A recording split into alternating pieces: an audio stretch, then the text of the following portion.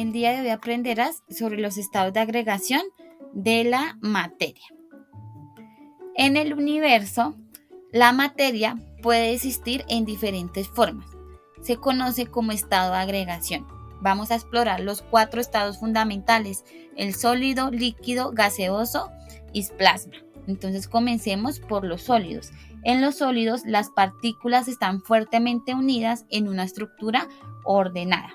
¿Eso qué quiere decir? Las moléculas o átomos van a vibrar en un lugar fijo, brindando rigidez y confiriendo propiedades como, por ejemplo, que tienen una forma definida y un tamaño fijo, que no cambia fácilmente de forma ni de volumen y que debe aplicársele una gran fuerza para que ocurra este proceso. Entonces, un ejemplo sería el carbono.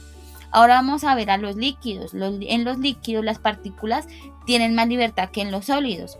Aunque están muy cerca las partículas una de otras, las fuerzas que las mantiene unidas son más débiles, permitiendo que se puedan desplazar y fluir. Es por eso que los líquidos no tienen una forma fija, sino que adoptan el recipiente que las contiene. No se comprimen fácilmente, pero si se les aplica una gran fuerza, pueden comprimirse. Un ejemplo de esto puede ser el petróleo. Vamos a ver ahora el estado gaseoso. En el estado gaseoso, las partículas están ampliamente separadas y se mueven rápidamente.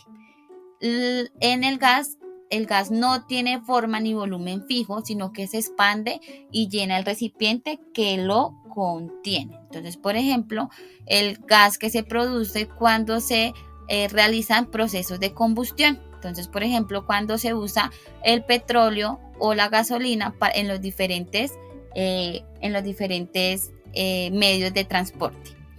Ahora, el plasma se produce al aumentar la temperatura a más de miles de grados en los gases. Bajo estas condiciones, las moléculas que contienen electrones en sus átomos van a ser arrancados y por ende se forma un gas extraordinariamente ionizado.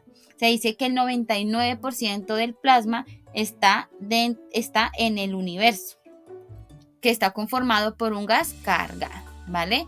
Los estados de la materia definen nuestro entorno cotidiano, desde la solidez de un iceberg hasta la fluidez de los océanos, pasando por la ligereza de las nubes.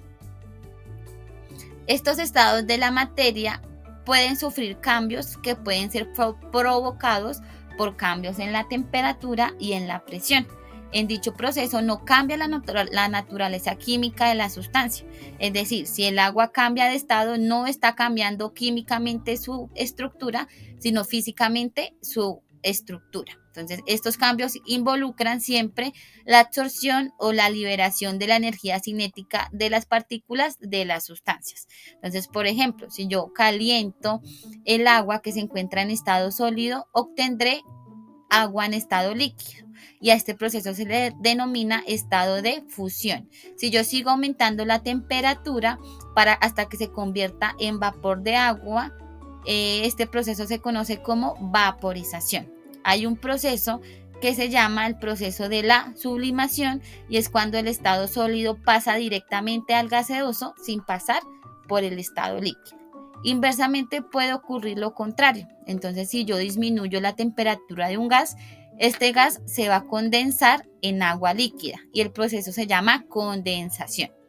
Y si yo sigo enfriando esta sustancia líquida hasta que se convierta en sólida, este proceso se llama solidificación. Y el proceso inverso a la sublimación sería la sublimación inversa. En resumen, la clasificación de la materia puede estar dada por sus estados de agregación, ¿cierto? Presenta estado líquido, sólido, plasma y gaseoso, y todo va a depender de la posición de las partículas y de cómo se muevan dentro de la estructura de las sustancias. Nos veremos en más videos para poder hablar un poco más de las propiedades de la materia.